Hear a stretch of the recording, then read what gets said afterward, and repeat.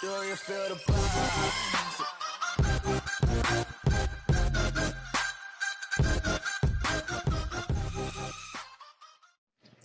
Kumusta mga kabiyahero? So, review lang tayo no dito sa ating air cooler. Ayan, so almost 1 week na siya simula nung in-unbox at ginamit natin. So, ito yung ating air cooler. Ayan, katabi ko siya. So, yun. In 1 week, napansin ko no, yung fan niya is hindi siya yung tawag dito standard fan na nakikita natin sa mga electric fan or sa portable fan no, kagaya yung dati sa akin. So, yung style or type ng fan niya is blower type. So, kung makikita nyo, ito. Ayan, hindi siya gaanong makikita sa loob kasi dahil sa screen.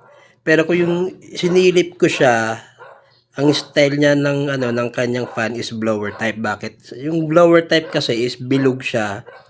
Ganyan, ganito yung tutok niya eh. Tapos may mga propeller siya na maliliit. Ayan, tapos yun yung bumubuga nung hangin. Ayan. Tsaka nung ng lamig, no. And then yan, naka-low lang siya pero may hangin na siya. Malakas-lakas na rin yung hangin. And then yung tutok niya dito sa kaliwang side.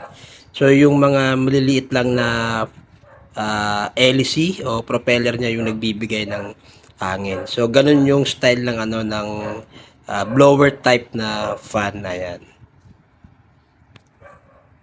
Yung position ng aking blower type mga kabihero. Ayan, nakatutok lang siya sa akin dito sa sala. Minsan nakaupo or nakahiga ako pagka manonood ako ng TV.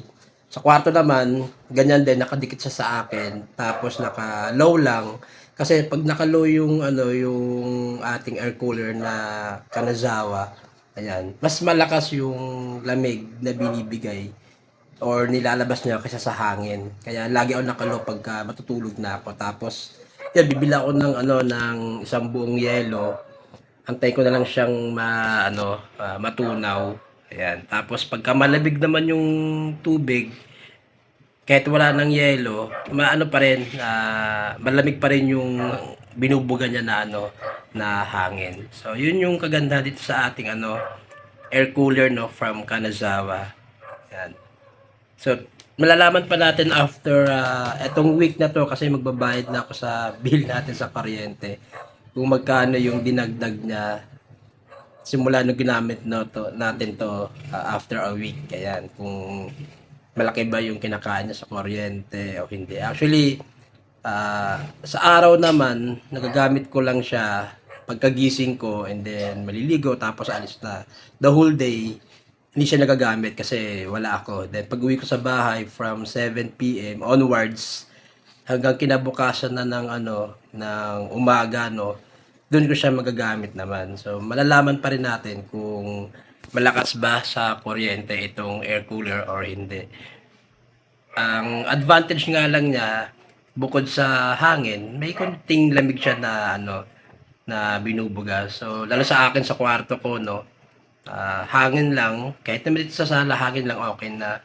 Much more pa yung may kaunting lamig. Mas maganda yung pakiramdam, tsaka sa pagtulog ko, ayan, diretso na yung tulog ko. Kaya lagi ako nakalo, kasi yun nga, sabi ko sa inyo, mas lamang yung lamig kaysa sa hangin. Hindi naman siya sobrang lamig, no? May mafe-feel ka lang na na konting lamig tapos sunod na yung hangin.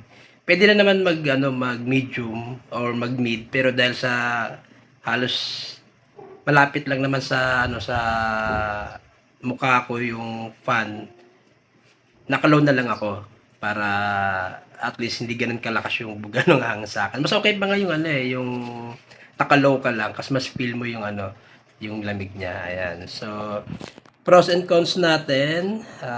Ang pros natin is ayun, hindi lang hangin, may lamig din siya na binibigay. Tapos, portable siya, easy to transfer from one place to another kasi nga dahil sa may gulong. Ayan, so pwede mo siyang itulak-tulak lang. Tapos, ano pa ba? Ayun, yung tubig niya, dapat eto, pakita ko sa inyo, Ayan. Ang tubig, dapat at least hanggang dito. bago mag-high. Kasi pagka inon mo itong cool niya, aakyat niya, sisip-sip.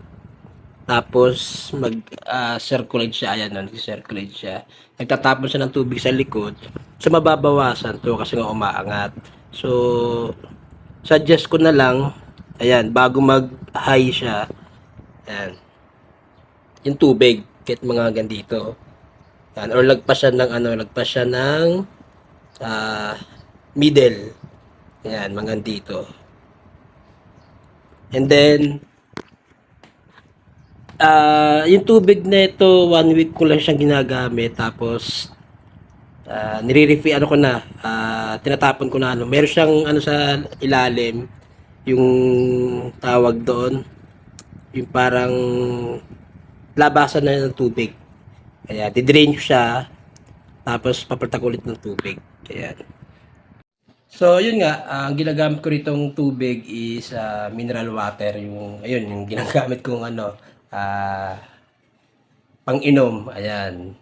Kasi yung mineral water is nasala na yun no, ng tawag dito. Yung ginagamit na pangsala sa mga tawag dyan, tindahan ng mga mineral water. Ayan. Nakalimutan ko kung anong tawag doon. So, malinis na siya. Unlike pagka yung tubig sa gripo yung gagamitin mo, syempre hindi natin alam yung mga kasamang dumi nun. So magkukos yun, magbabara hanggang sa masira yung ating air cooler. So yun yung ginagamit ko, yung mineral water. Tapos yung yellow na binibili ko is gawa din sa mineral water para at least, di ba, walang dumi na mapapasama doon pag natunaw siya. Kasi nagtry ako mag ice tube or tube ice. Ayan, hindi siya kagaya ng gawa sa mineral. So yung mga malalaking yelo, yung binibili natin na tig 3 or tig 5 pesos lang. Yun, isang buko siyang ilalagay dito sa ibabaw. Tapos nakaangat lang ng konti yung kanyang cover kasi nga malaki yung yelo, tapos dahan-dahan yung bababa at pagsasara. So, ganun. Dati kasi dinudurog ko pa yung yelo eh. And then, trinay ko ilagay ng buo kasi nung umuwi ako, pagod. Yun, nilagay ko lang siya ng buo, hinayaan ko na lang siya doon. Tapos nakita ko yung takip, nababa ng dahan-dahan kasi natutunaw na yung yelo. Tapos yung tubig niya malamig na. So, paglipat ko sa kwarto, malamig pa rin yung tubig. Hindi ko na siya dadagdagan ng yelo. Kumbaga, yun na yung tubig na re-recycle, no? Na kahit pa paano may hangin naman siya na may lamig na binubuga sa ating air cooler. Ayan. So, yun lang yung ating review for today sa ating air cooler from Kanazawa. Ayan. So, meron nga pala nag-comment no na yung kanyang na-order na Kanazawa na air cooler is hindi raw gumagana yung swing. Ayan. So, try na lang natin kontakin po si seller kung may warranty pa siya, no. Yun lang yung talo natin pagka sa online tayo umorder kasi yung warranty.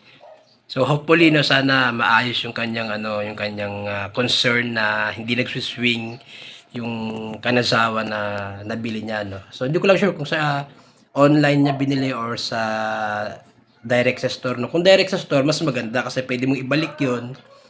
Meron namang parang 7 days replacement tapos 1 year warranty. So kung sa binili mo yun sa store directly mas maganda kasi kukunin nila 'yon.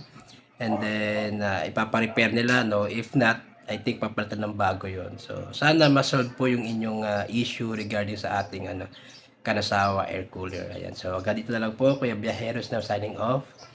Peace out. Bye-bye.